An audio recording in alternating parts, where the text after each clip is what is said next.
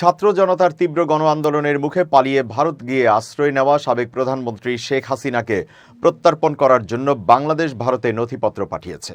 দেশের রাজনৈতিক নেতৃত্ব এই বিষয়ে ভারতকে স্মারকপত্র দেবে, একথা জানিয়েছেন পররাষ্ট্র মন্ত্রণালয়ের মুখপাত্র মোহাম্মদ রফিকুল আলম।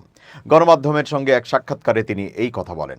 হাসিনার প্রত্যর্পণের জন্য ভারতকে চাপ দেওয়ার জন্য অন্তর্বর্তী সরকার বিদেশি মিত্রদের সম্পৃক্ত করবে কিনা জানতে চাইলে রফিকুল আলম বলেন, অন্তর্বর্তী সরকারের উচ্চ পর্যায়ের নেতৃত্ব এ বিষয়ে সিদ্ধান্ত নেবে।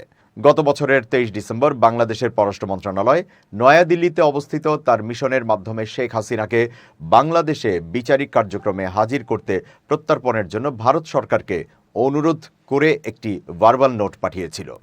রফিকুল আলম বলেন, এখনো পর্যন্ত ভারত বাংলাদেশের অনুরোধে সাড়া দেয়নি। আমরা ভারতের কাছ থেকে সাড়া পাওয়ার জন্য অপেক্ষায় রয়েছি। তবে এ ধরনের নোটের উত্তর পেতে সাধারণত 2 থেকে 3 মাস লাগে। সেই হিসেবে এখনও সময় শেষ হয়ে যায়নি। হাসিনাকে প্রত্যর্পণ করার জন্য বাংলাদেশ ভারতে গ্রেফতারি পরোয়ানা পাঠিয়েছে কিনা এমন প্রশ্নের জবাবে রফিকুল আলম নিশ্চিত করেন, ঢাকা থেকে ভারতে পাঠানোর একটি ভার্বাল নোটের সঙ্গে প্রয়োজনীয় সব নথিপত্র অন্তর্ভুক্ত ছিল। ভারতকে সম্ভাব্য স্মারকপত্র দেওয়ার সময় সম্পর্কে জিজ্ঞাসা করা হলে মুখপাত্র রফিকুল আলম বলেন, এটি একটি কূটনৈতিক ও রাজনৈতিক সিদ্ধান্ত।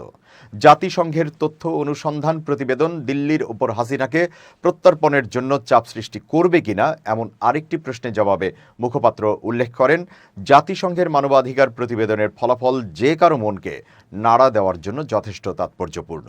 রফিকুল আলম বলেন, তদন্ত থেকে প্রাপ্ত তথ্য ও প্রমাণের ভিত্তিতে জাতিসংঘের তথ্য অনুসন্ধানকারী দল এই সিদ্ধান্তে পৌঁছেছে, রোম সংবিধির 7 অনুচ্ছেদের অধীনে সংশ্লিষ্ট সময়ের মধ্যে মানবাধিকার লঙ্ঘন মানবতাবিরোধী অপরাধ।